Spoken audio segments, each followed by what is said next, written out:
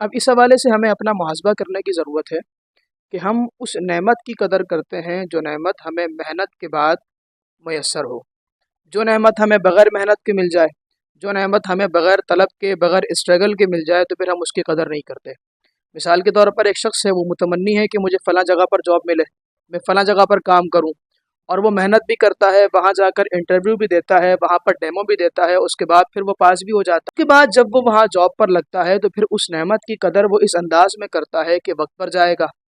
وقت پر آئے گا، وہاں جو اسے کام دیا جائے گا وہ کام وہ آسان انداز میں اپنی استطاعت کے مطابق کرنے کی کوشش کرے گا۔ وجہ اس کی یہ ہے کہ یہ وہ نعمت ہے جو اس سے اسٹرگل کے بعد، محنت کے بعد حاصل ہوئی، لیکن وہ نعمت کہ جو بغیر محنت کے ہمیں حاصل ہو، مثال کے طور پر یہ انسان کے دونوں ہاتھ ہیں، یہ انسان کی دونوں آنکھیں ہیں، یہ انسان کے دونوں کان ہیں، یہ دونوں پاؤں ہیں، اس کے علاوہ ہمارا بولنا ہے، سننا ہے، سونگھنا ہے، چکنا ہے، پکڑنا ہے، چلنا ہے، یہ تمام نعمتیں اللہ تبارک و تعالیٰ کی طرف سے وہ ہیں جو ہمیں بن مانگے دی گئی ہیں،